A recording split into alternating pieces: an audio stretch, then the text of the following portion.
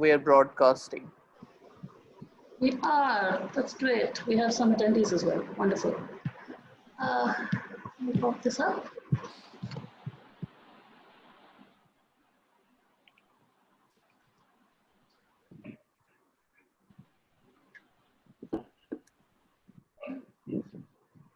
There we go.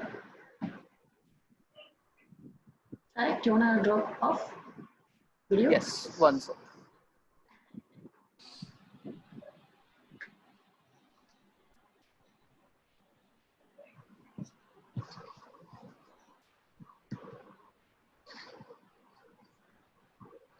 Welcome everyone. We'll be starting in just a few minutes. Thank you so much for joining us today.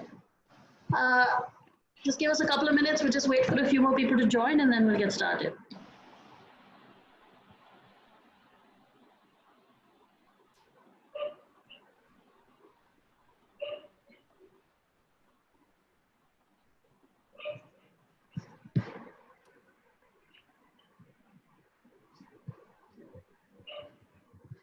So just saying hello to people who are joining us. We have a lot of organizations with us today from, hardcore news like Indian Express and NDTV, Network 18, The Wire, HuffPost, and all the way through to University of Delhi, the African Academy of Sciences from Kenya. We've got people joining us from Switzerland and Canada, and of course all over India. So thank you once more for making the time and joining us today.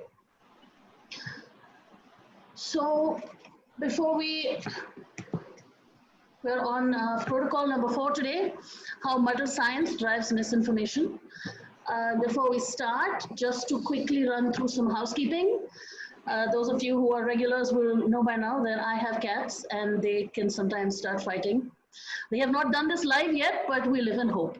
Just so you know, you might hear the yowling and the screaming, for which I apologize in advance. And Nayantara has a dog that might also throw a tantrum, perhaps. So these ways we liven up. Yeah. This is how we liven up our webinar experience. Only at Proto, guys. So a little Zoom housekeeping here. I mean, everyone is a Zoom pro at the moment. We know, but still, just in case, we have 3 ways you can talk to us. There's the chat, which we use for troubleshooting, where our behind-the-scenes ninja and content head, Sayak, will be. Sayak, please introduce yourself to everybody on the chat. And the rest of you, please do jump in and introduce yourselves to one another so that we know who you are. And it'll be great to see who's joining us on this call.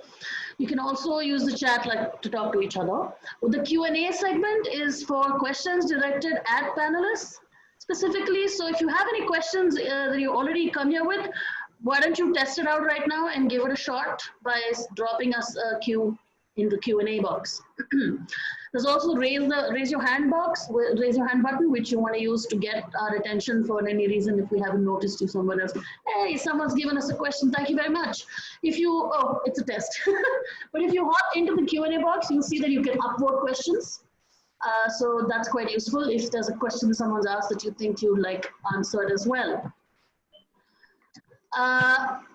Right, just before we move on to today's seminar, just to tell you that we have a partner webinar that's following 30 minutes after we finish this one. So that's about 6:30 p.m. IST. It's got our very own host, Nayantara. It's hosted by the International Center for Journalists. And its topic is not the same, but related. It's on disinformation surrounding COVID, which is basically turned into some kind of infodemic, as you can see over there. The other people on this call will be Andy Carvin, who's a senior fellow at the Digital Forensic Research Lab, and ICFJ, that's the International Center for Journalists, Global Director of Research, Dr. Julie Passetti, and they're going to talk about global trends in COVID-19 disinformation. Sayak, if you could just drop the registration link into the chat, that would be awesome. And guys, you can go and check it out and sign up. I promise you this should be super, super interesting, especially coming right after hours. So right, protocols. Protocols, for those of you who have not attended one before, these happen every Thursday at 5 p.m. PROTO, we are a media development organization that works in research and learning. And the reason we're doing this is we want to try and create a space for journalists who are covering this epidemic, this pandemic right now. Hashtag covering COVID. We want to create a space for you to come to talk to each other, to see what's happening, to find experts and resources to have your questions answered if we can. Please feel free to reach out to us if you have suggestions on topics, on people we should feature, or any kind of feedback. You can do this directly or in the feedback form that we will share with you at the end of the call. So, starting off today, we have 3 speakers who are Dr. Shai Jamil from the DBT India Alliance. There's Mukund, who's the science editor at The Wire, and Shruti Muralidhar, who is one of the founders of the Indie SciComm, which is an Indian science communication podcast, among other things.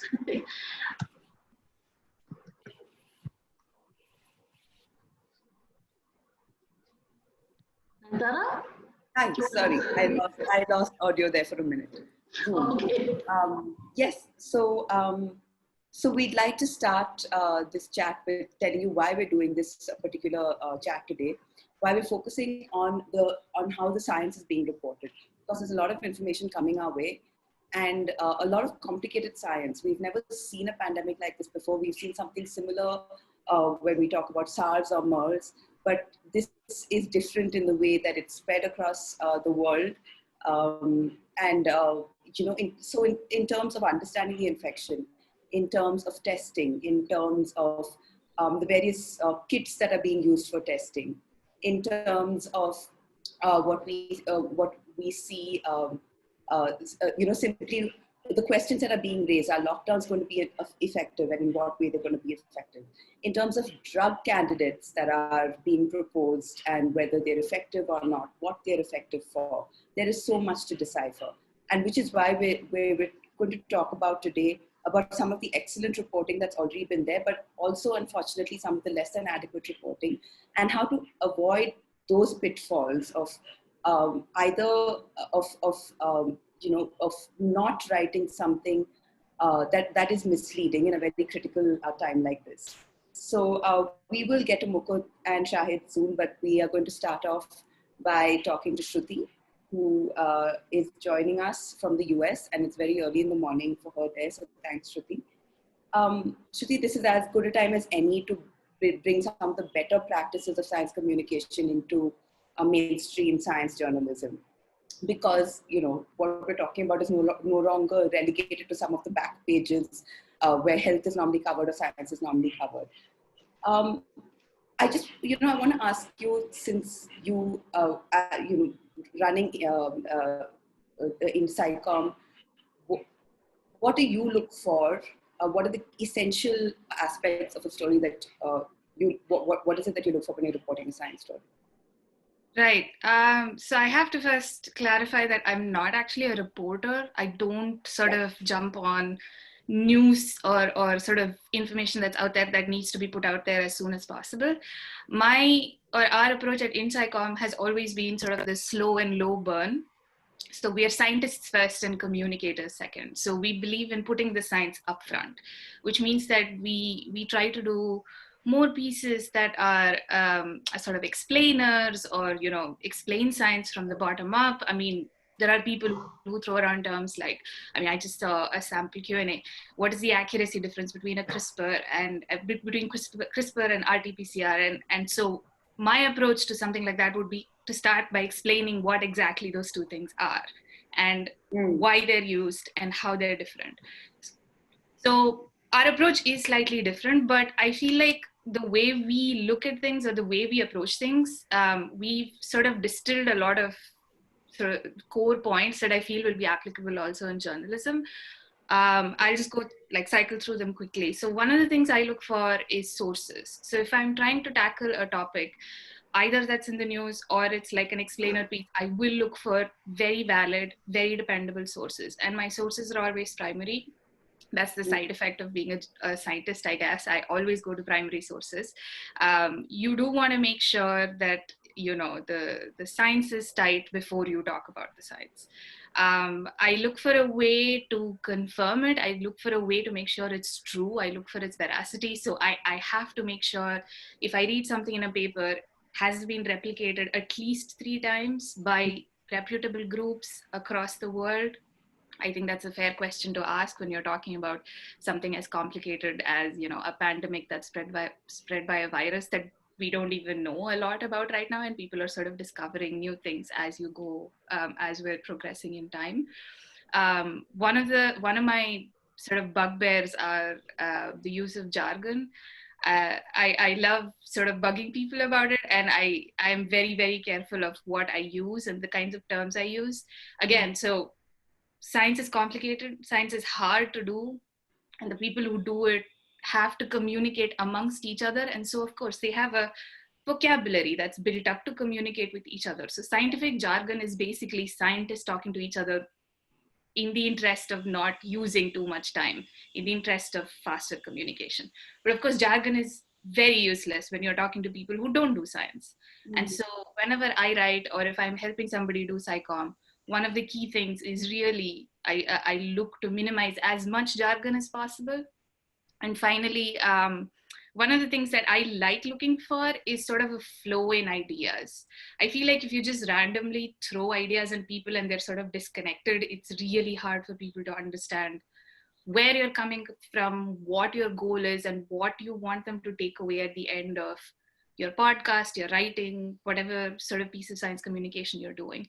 So I really look for the flow of ideas, whether it's 3 paragraphs you're writing or like, a 2,000 word article you're writing. I want these pieces of information to flow into each other so that it makes a story, basically. Yeah, that's about it. Go ahead. So given this, can I ask you if you've seen any particular examples of not such great reporting on COVID here, in terms of things that people really should have avoided while reporting these stories?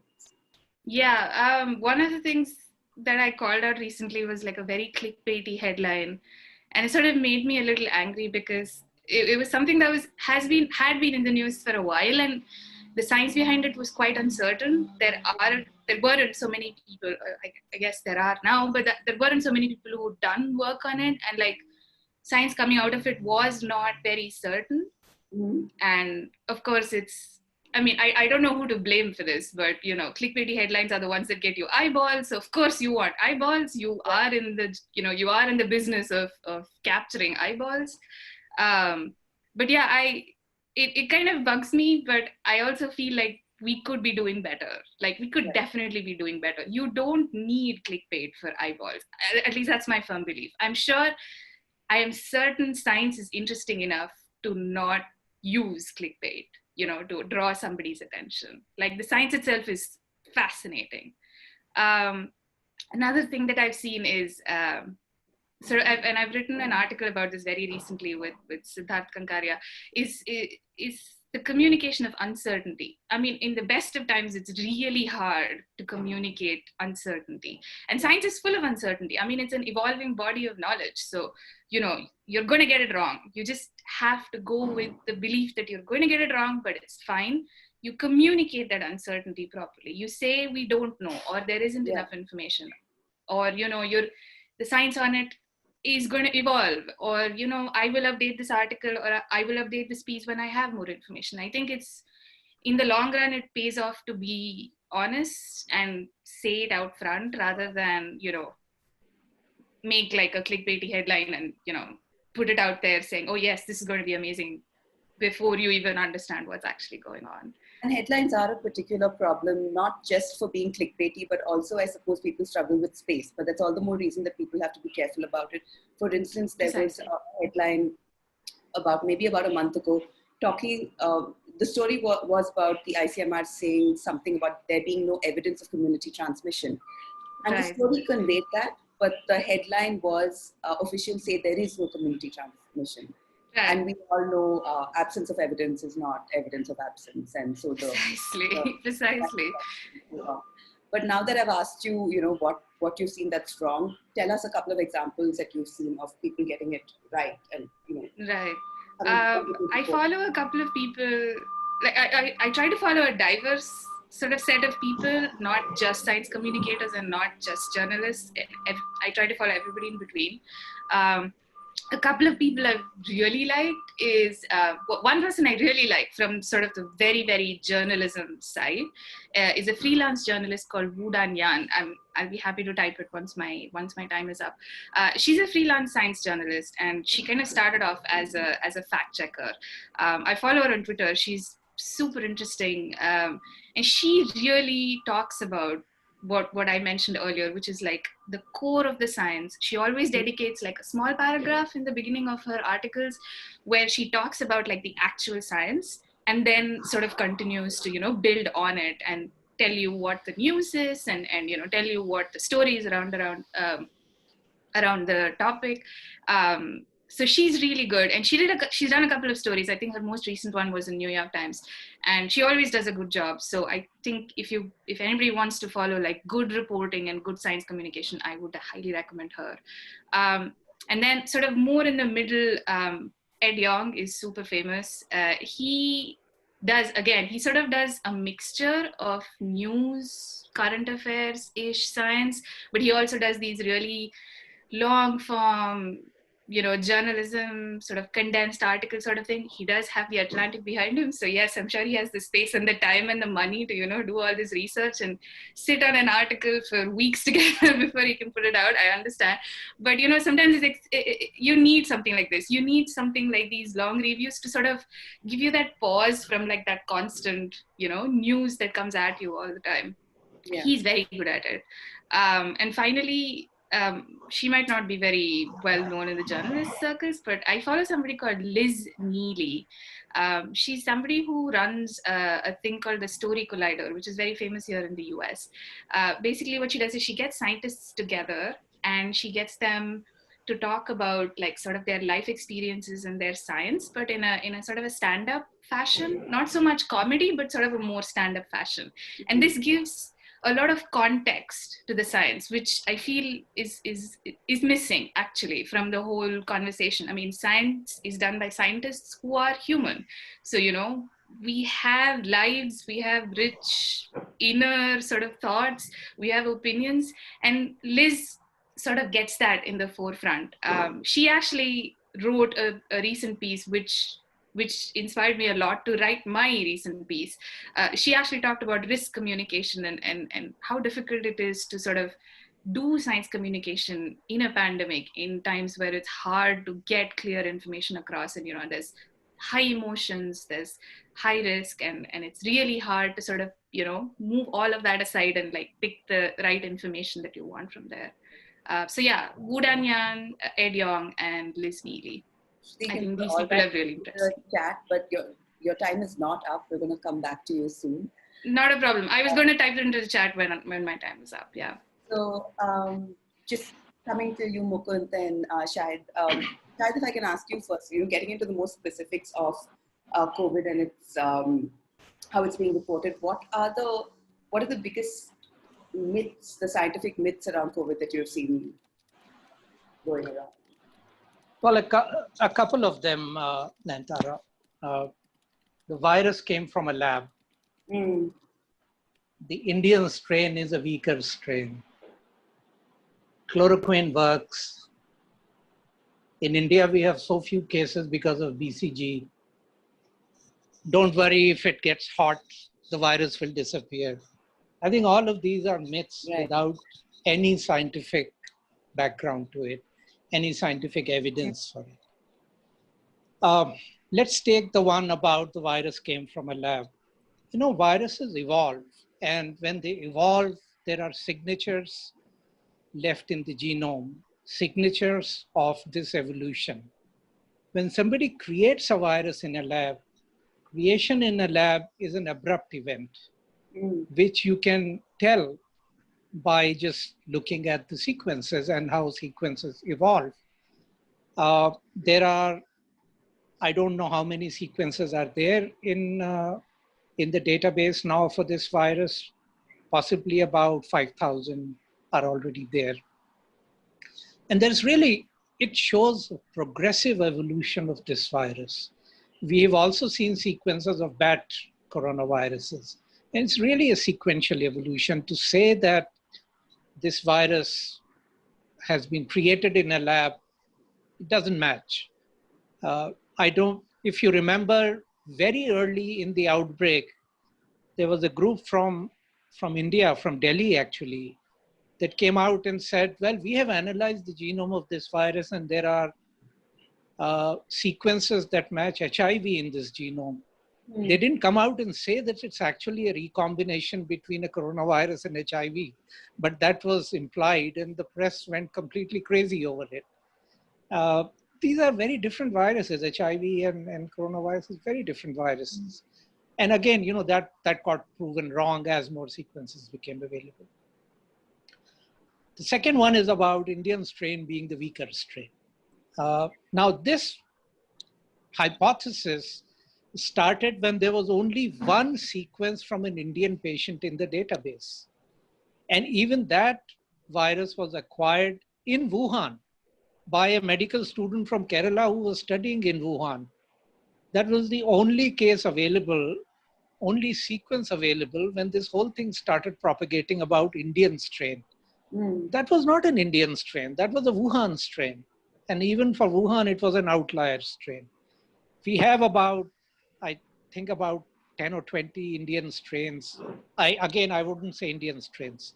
I would say strains from patients in India that are in the database. And again, it doesn't show that they are any different from any other strain circulating anywhere else. So don't be under this impression that it's a weaker strain and therefore we have little to worry about. But chloroquine, you've seen the ups and downs of chloroquine. Somebody is stuck with millions of tablets of chloroquine and the evidence is now coming out against chloroquine. The French trial showed hope, but those trials were not published. And now a recent trial shows that it's actually harmful. Right. Then this whole thing about BCG. In India, we get vaccinated with BCG as children, and therefore we are protected. Well, Madhukar Pai wrote a very nice article in Forbes on this. And Madhukar is really the world's expert on BCG and TB. And he wrote very clearly that there are countries like UK, for example, which stopped BCG vaccination in the early part of the century.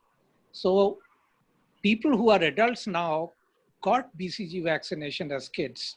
They're not being protected by BCG. So, there are all these myths. And finally, temperature. The temperature myth was really created by some climate scientists who just modeled the temperature and humidity conditions in places where the virus went really crazy. Wuhan, New York, Milan. And said that temperature was in a certain range, humidity was in a certain range. But that's just a correlation. It doesn't mean that that's the reason. So it's hard to understand the difference between correlation and causation. Right. So these are some of the myths that are floating around, really. Right. Mukund, as we've seen all these myths that Shahid mentioned, they've gotten a certain amount of traction in news reports over here. But while writing about science, you have to be accurate, but you also have to be precise. You have to convey. You have to be accurate, but you also have to be concise. You have to say something in so many words. You have time deadlines. And in a situation like this, there's a rather urgent need to get information out quickly in a timely manner. How have you been navigating this in the past couple of months since the pandemic came to India? You're on mute, Mukund? Thanks for that. Sure. So basically, I took the shortest route out because I could, which is you mentioned that we have to be accurate, we have to be concise, and we have to meet deadlines. Yeah. So I threw away the deadlines and said that I'm going to spend time on my articles. And it's not just my articles, the submissions that we also receive.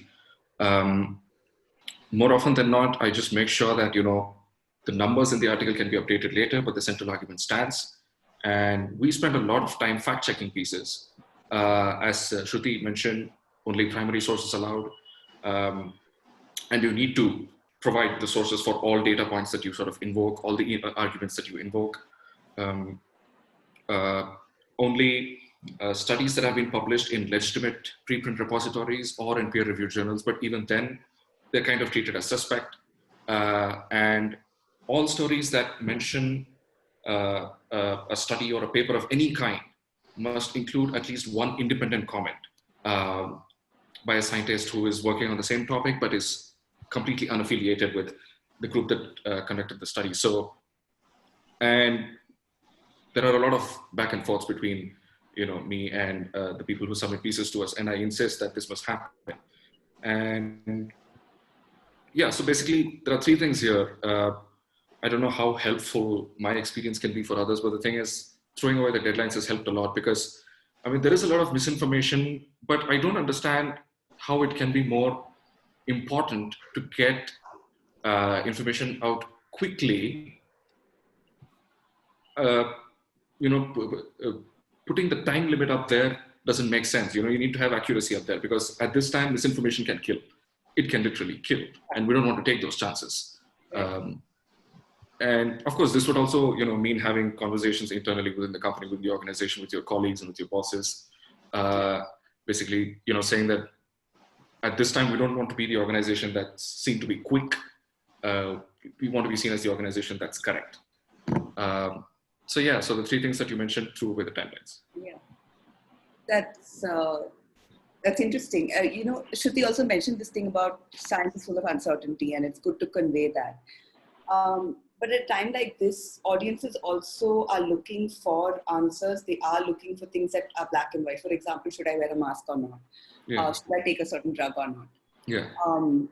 Again, what would your advice be to, how do you address this in pieces that are going on? Oh, well, so the thing is, this is another thing that's sort of been very difficult to navigate. But the thing is, uncertainty has its own use. And it's that, for a long time, we haven't paid any attention to it. For a long time, we haven't had any crises. So, we've been happy dealing with yeses and nos. But uncertainty has been around, and suddenly at a time like this, you have a crisis in your midst. And it's not that the uncertainty is going to go away. It's not. So the thing is, in the sort of pre-pandemic phase, the way science was being done, nothing about that has changed right now. So for a big problem that we've seen is that, when papers are published and scientists claim something in the paper, even if it's peer-reviewed and published and, one of the big titles or whatever, very few people seem to know that even those papers are often retracted later. More often than you would think. So many people, journalists and readers alike, don't seem to understand that science is a work in progress. Even the results that seem to be, or seem to suggest some level of certainty, they're all works in progress. So, you will need replication studies. They will often be very context specific. I'm sorry, I lost my train of thought. What was the original question? So we were talking about how do you convey uncertainty when audience. Yeah. So the thing is, I think the problem arises when you want to dispense with uncertainty and when you strike towards an answer. But I think that we have been sort of served well. We've been covering science for a while now. And we've been sort of served well by putting out a lot of pieces, by hosting a lot of writing generally that basically says that, look, here's a question. We don't know the answer. And this is why we don't know the answer. And we don't want to, sort of torture the answer to get some kind of meaning out of it. We don't want to say, scientists don't know this, but they may know that. We don't want to take that position. And of course, yes, we are penalized. I would say we are penalized in terms of traffic as a result of that, but actually I'm very glad that, our pieces are never wrong. And I think that's a good goal, there is that phrase or idiom, I want to be less wrong. Right. So I think the problem arises when uncertainty exists and you want to get rid of it. And there are no means to get rid of it except through sensationalism or whatever.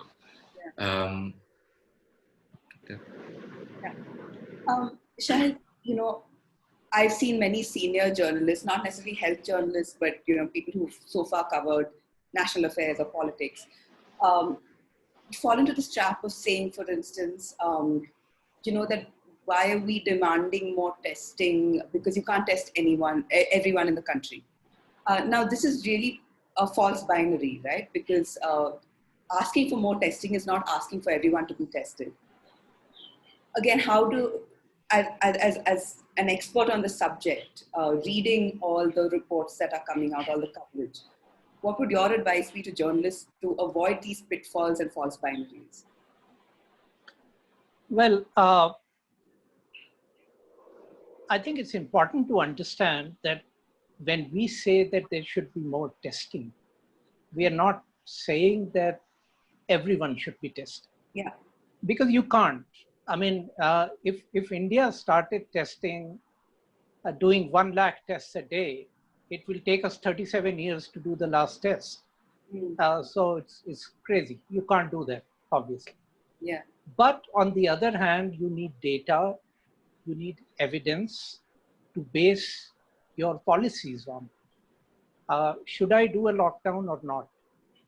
Should I continue the lockdown or not? Should it be a national lockdown or a state-wise lockdown or a region-specific lockdown? How are you going to answer those questions if you don't test to scale? Right. If you don't know how many people? And models are just that.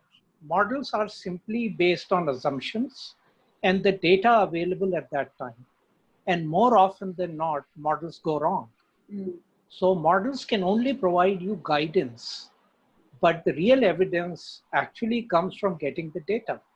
So that's why we keep saying that we should be testing. Yeah. Now, I think it's really not a fault of senior journalists because they're not trained in the scientific method. They're not trained in evidence-based policy making. So they are responding to a situation that's happening now. So my advice would be, if you are in doubt, ask. Also have a network of people available, a go-to network that you can go to. Yeah. And these are sort of capabilities that you build during peacetime. You don't build these capabilities suddenly while you're in the middle of a battle, as we are now. I can tell you for myself that I am literally spending about 3 hours on an average every day just talking to journalists who are calling about various things. But I must say that most young journalists who are not trained in science have actually grasped the issues reasonably well. But I'm only talking about my experience speaking to English language journalists. So my opinion may be skewed here. So I would simply say build a network. And also I would say to all editors who may be listening, please spend some time and effort building up a science, technology, health cadre among your reporters. I think this outbreak, if anything, has shown us the utility of that. Right. We've heard this, I think, several times on the series before. It's actually the simplest answer. When in doubt, ask. Whether it's about data, whether it's about the language to use. And we keep coming back to that. Mukund, are there aspects of this COVID science that we haven't been covering too much? For instance, I haven't seen, I don't know if I've missed it, too much about the progression of the disease in India, for instance, among patients here. We've seen a lot of discussion over testing, about hospital beds and things like that. But actually how patients here have dealt with the disease, what's happened to them. This thing about cytokine storms and how physicians deal with them in ICUs. What else? I mean, is that something that we've been missing and we should really be talking about? And what else have you noticed that we should be covering? Wow. From the science part of the, just to narrow it down a little bit. Well, I don't think we've been saying much about research into viruses, especially medical microbiology. We have not been seeing much. In fact, I don't think I've been seeing. So, I mean, there is a lot of talk going on, especially in the West, I should say, broadly, about how preprints work. You know, preprint papers have become very popular right now as a way to quickly share information among scientists. And there are, of course, a lot of scientists complaining that preprints have also contributed to sort of mainstreaming bullshit, because a lot of journalists just pick up on these papers and just report them, you know, without any sort of checks. I don't think we've seen much of research publishing. I don't think we have seen much of how the sort of statistical methods underlying surveying, sampling, and now newly pooled testing. I have no idea how it works. Somebody explain it to me. I have no idea how it works. So I don't think we've seen much of that at all. A lot of the COVID-19 reporting in the country, at least from what I've been reading, from my point of view, has focused on issues of governance, people's rights, access to equipment, including drugs and PPE, stuff like that. In fact, so I think put all of it together, and I don't think we've seen much in India from, again, in my opinion, I don't think we've seen much about the science at all, in fact, to put it broadly. All of this is technology, government, something else. It's not science. We've not seen mathematics. We've not seen modeling that much. Yeah, so, I mean... And here you're talking about the reporting on the mathematics, on the modeling of COVID. There's very, very little of that. Yeah, there's very little of that. Yeah, so, again, I lost my train of thought. What was it? So that's the gap. I mean, I think you've answered my question. Okay. But is there anything else? So research about preprints and how, you know... Yeah, I mean, those are my, you know, sort of pet peeves. Research design, statistical methods, and scientific publishing. I can fairly certainly say from what we have published that there is a good amount of audience interest in those topics, especially if you can find someone like a mathematician to sort of write a piece on the statistical methods, for example. Yeah. People are very happy to follow on and ask questions and whatnot. But the thing is, I don't think there are many people who... So I think the underlying problem is that I'm trying to think of a positive way to phrase this, which is that, yes, okay, journalists should not expect to do a good job of covering the pandemic day in and day out without learning a little bit of the underlying science itself. Right. Because that is what they need to be asking the right questions, especially on the science side of things. Everything else I'm thinking that they can pick up just by talking to more people, but here you need to know some of the technical stuff.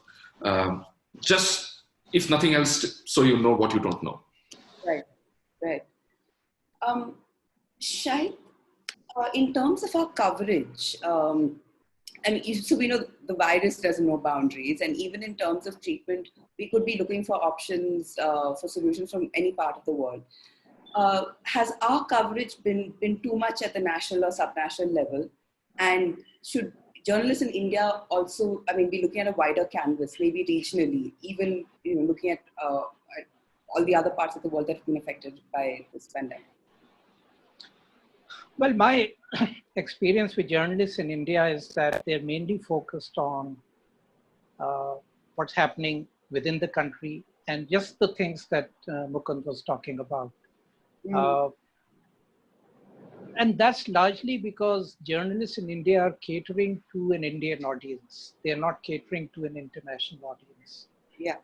On the other hand, if you see pieces being written up in places like The Economist or the New York Times that are meant for very international audiences, you will see India stories and you will see stories out of Iran, you will see stories out of China, and you'll also see stories out of US and Europe. So it's really the audience that you're catering to. A wider canvas always gives you a good perspective. And it's a good perspective to compare your situation to others and more importantly, to learn. But I guess in the throes of a pandemic, there is very little time to learn. It's just try to file one good report after another. So sometimes I think we need to step back and do the things that Mukund was talking about, the scientific method, primary sources, all of that. But really nobody has time for that because your deadlines were yesterday. Right. And I may add one other thing about scientists. You also don't have too many scientists who will communicate very clearly to the journalists who are lost. Most scientists will give you their personal opinion, and journalists will also ask for their personal opinion. What do you think? Instead of saying, what does the data show? Yeah. And I think we are forgetting that science is driven by data. Science generates data. And what is true today may not be true tomorrow. And masks is a very good example of that. The CDC was saying no mask needed, no mask needed. And now they're saying, sorry, WHO was saying no mask needed. And now they're saying masks needed. And that is being seen as a weakness of WHO. It's not. They are basing it on scientific evidence available at that given time.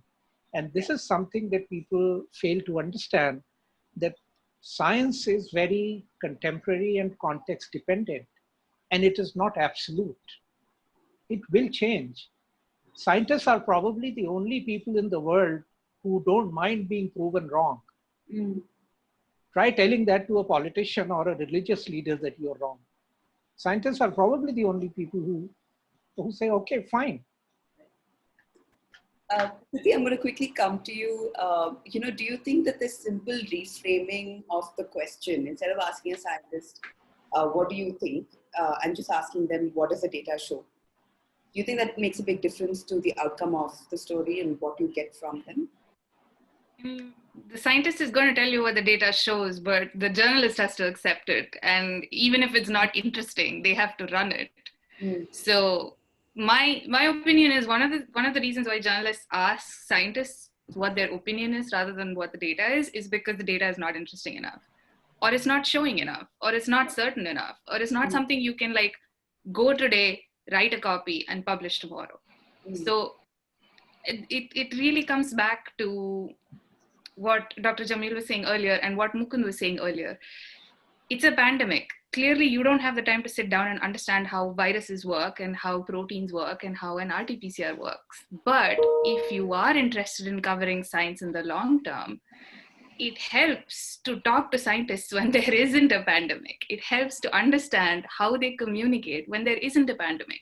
And from my side, I mean, that's one of the things that InSciComm wants to do, is to train scientists to talk to normal people, to give you the information that will help, during times like this. It will help communicate this uncertainty, and it'll help you sort of surmount this lack of, or seeming lack of information that, reporters feel like when they cover things like this. So yeah, I think it has to be a give and take. I mean, the journalist has to ask the right questions and the scientist has to answer it properly and, not answer an opinion when the question was asked about a fact. Shruti, I love it when you say scientists talking to normal people.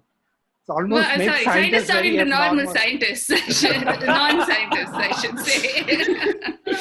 But I think it's very obvious we're not normal people by now. I accept it 100%. Yes, it's hard to argue with that.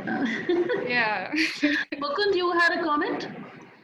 Yeah, so to sort of springboard off of both Shruti's and Shahid's comments is,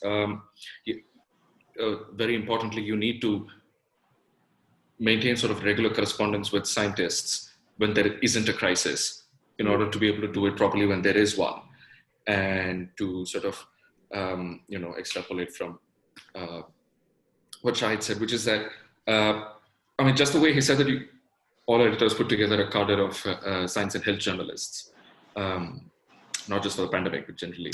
I would say that journalists should also try, to the extent possible, to put together a cadre of scientists that they know have been helping them or are helpful. Someone they can quickly consult when, crap hits the fan, to sort of answer questions quickly or figure out what kind of stories to pursue and stuff like that. Someone that they can keep going back to repeatedly. And that tends to be very helpful. And that's something that I think non-science journalists, as well as science journalists for that matter, should be doing. Yeah. So given that this webinar series is also for a lot of non-science journalists, non-health journalists who have found themselves like thrown into this situation without having done this before. Shahid, from you've covered, I mean, you've worked on many epidemic breakouts from Zika to Ebola, but like you pointed out, the closest parallel that we might find in India here is to the swine flu. So what are the lessons in communication that we could possibly take from this previous event that we could use here? Well, swine flu 2009 had a lot of cases in India. And I can tell you from personal experience that it is a bad disease. Once the virus becomes lower respiratory, it is very, very bad. However, I didn't see the kind of panic which was there at that time that we see now. And when I think about it, it's probably due to a few things. One is that Tamiflu was available. Tamiflu was a drug that could be given to you within 48 hours of symptoms, and it was a scientifically proven drug to work on the flu. Secondly, it was the flu. I mean, flu comes every year. Right. So people were more tuned to this word flu. People are not tuned to this word coronavirus. Although every year, about 30% of what you call the common cold or flu happens because of other coronaviruses. Yeah. So it's the public perception of a known enemy versus an unknown enemy sort of led us to a panic now instead of a panic at that time. Yeah. And I think the second thing is the growth of information today, what some people are calling infodemics. I mean, I did not have a WhatsApp account in 2009. And today, friends, neighbors are sending me all kinds of nonsense over WhatsApp, asking whether this is true or not. Yeah. I mean, I was reading somewhere that today there are about 2.5 billion Facebook users, about 1.5 billion WhatsApp users, and roughly 330 million Twitter users. I don't think there was Twitter in 2009. I don't know. I'm still not on Twitter, so I'm in the dark. I think this is the first global pandemic with the social media. Yeah.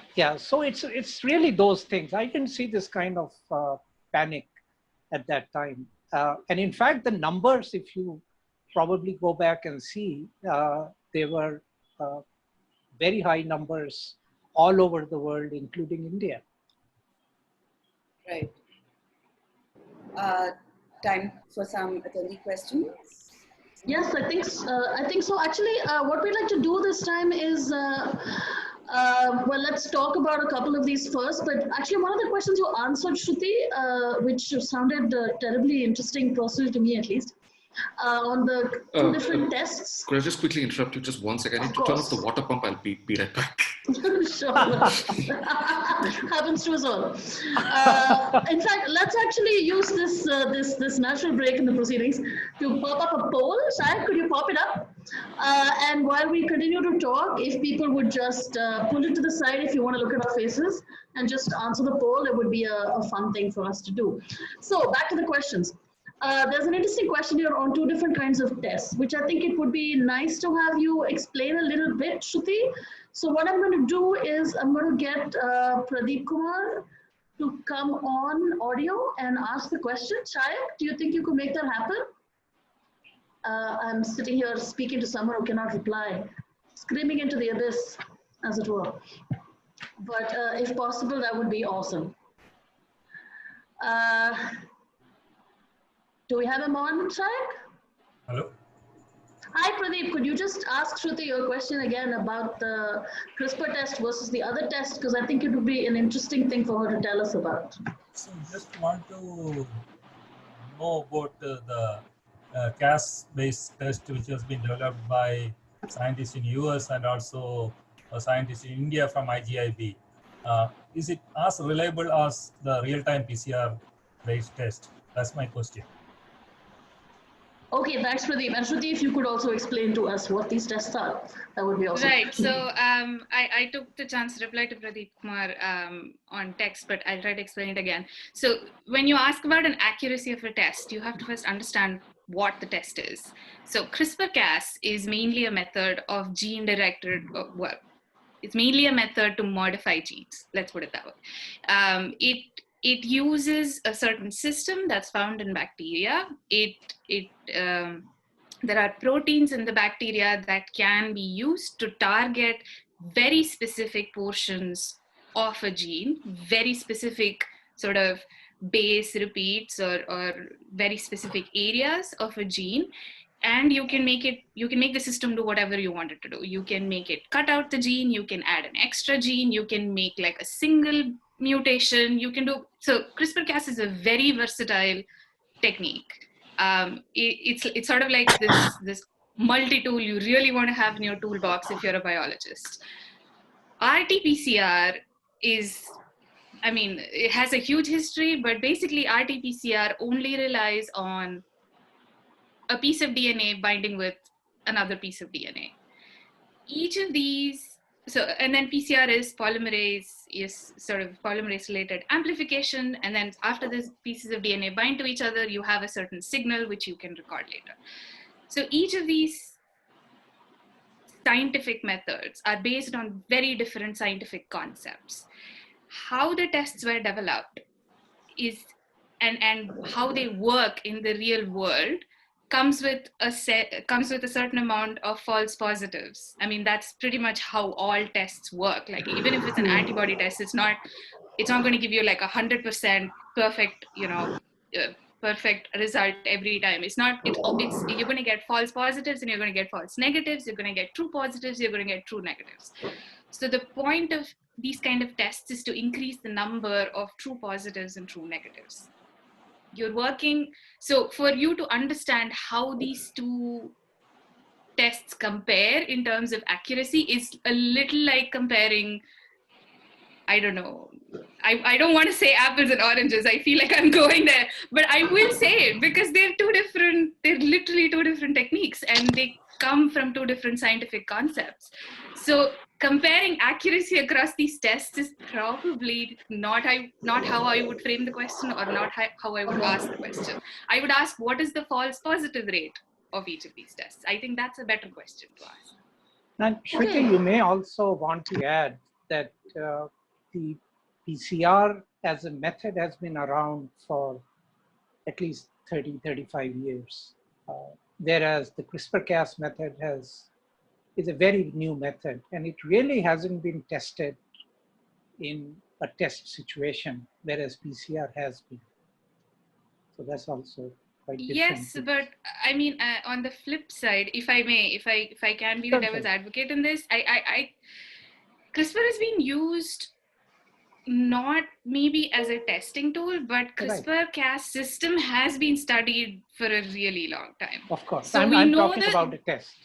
Right. So yeah, if it's tests you're talking about, I agree with you. But in terms of how it works, and if you want to calculate something as basic as accuracy, you really need to know how the pieces sort of come together and how they work in a bigger system. So in terms of understanding of the system, I mean the age of the information that we have is not going to be useful. But how you implement it into a test, which is exactly what you were talking about.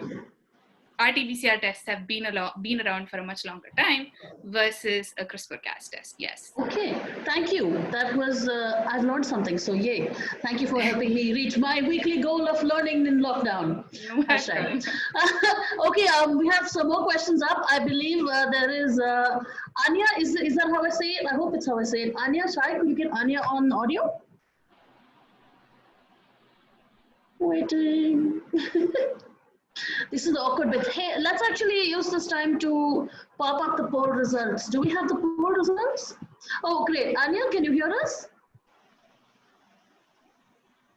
Hello? Anya, you're on mute. I think you have to unmute, Anya. No, no such luck. Well, okay, while we figure that out, do we have poll results that we could share maybe? I don't see them anywhere, sadly. Okay, Anya says she's trying to unmute, but somehow we can't hear you. Okay, unfortunately, I'm just going to shoot on ahead and read your question out, Anya. So in the interest of time, which is running out rapidly. It's a lovely question. She asks, how could we counter some of the myths and misconceptions that came from all of the fake news that has been sent around, especially interested in the ones creating vaccine hesitancy. Who would like to take that one? I can take about vaccine hesitancy. All right.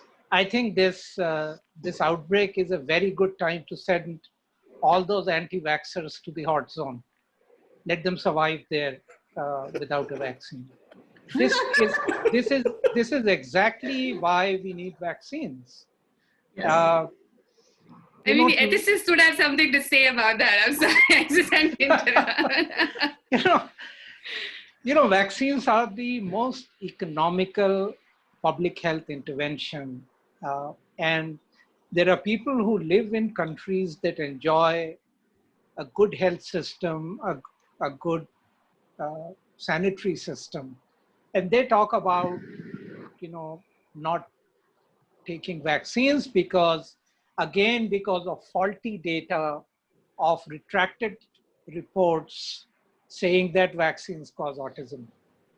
That is ridiculous. The amount of lives vaccines have saved are phenomenal. So, sure. You don't have to raise your hand, Mukund. This is not class. No, that's fine. Habits. So from what the experiences that I've had with many of my relatives, especially on WhatsApp groups, but also in person, is that, so for example, that theory about how the virus was manufactured in the lab in Wuhan. So I've presented to them a lot of facts, a lot of evidence. We've watched interviews of scientists on TV, basically saying that, this is all perfectly naturally possible, but they keep reaching for, but that report said this, but that report said that, and they keep going. Which suggests to me that, this may not entirely be about facts. They have the facts, they're choosing not to believe it. That's a different kind of problem. I'm not familiar with vaccine hesitancy, but from what we've seen of basically all these, many sort of loons in India, basically reaching for cow piss, right?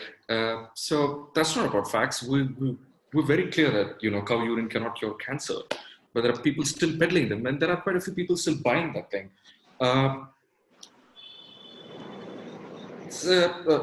I would venture that, one of the things that they're thinking is that, this is something that Western medicine does not want us to see, because we have been victims for a very long time of, different forms of oppression, and this is us coming out, and, we have to ascertain this sort of stuff. So, yeah, actually, I mean, none of these really strange claims that first erupted in that Indian Science Congress, I think 2015, have really gone away completely. And it's not for want of facts. I wouldn't say it's also for want of people sort of arguing back and presenting those facts. It's for want of something else. It's for want of some, I would say, some kind of legitimacy. So having the facts up front is very good. But even what you've seen yesterday, this French Nobel laureate going on TV and saying that the virus was probably made in lab in Wuhan. Oh, by the way, this French Nobel laureate also believes that water molecules have memory. Yeah, he does. Yeah, but the thing is, he's a Nobel laureate. He's a Nobel laureate, and people are going to pick up on that. What is he a Nobel laureate of, though? I mean, that's... He helped discover HIV. Well, I suppose scientists can change. I mean, we like that about them sometimes. Yeah, so he's the guy who's expected to have the facts, and even him saying that, maybe not entirely about facts. Maybe not indeed. Okay. Nayantara, would you like to pick a question? I think it'll have to be our last one though. Sure. Okay, this is an interesting one. From Pradeep Kumar, do we know why mortality rate is low in India compared to the West? Where is the evidence that mortality rate is lower in India? Right. I mean, Fair enough. I think India is very early on the curve. We closed down early, and we have to really have a sound strategy of coming out of this lockdown. Otherwise, we will see a second wave. Yeah. I mean, for us, even the first wave hasn't really come. So I think that is really premature that in India there is less mortality. Okay, well, we have a couple of more interesting questions, but unfortunately we can't get to them now, especially because Nayantara has to be on another webinar soon after this. So first of all, of course, thank you so much for your time, both the participants and attendees. We really appreciate it. At the end of the call, I always have to do this. We want your feedback.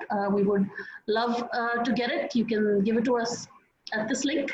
Please take a screenshot if you want to remember this. Shayad, could you also drop the feedback link into chat so that people have it? If you have anything to say to us, we are Hey Proto on all social, or you can write to hey@proto, or you can write to me, Amia at pro.to. Sorry, I keep saying proto instead of pro.to, but pro.to feels weird. And also just to remind you quickly that coming up next, not next week, but coming up next in about 30 minutes is our partner webinar with Nayantara and Andy and the director of ICFJ's. Sorry, I think my sound went out. Did you guys hear me? Not after ICFJ. Right, sorry, there we go. ICFJ's Global Director of Research, Julie Pozzetti. So that's what's coming up soon after this. Thank you so much for your time. You'll get a wrap up of the session and some links in your inbox. Sadly, not tomorrow, but on Monday.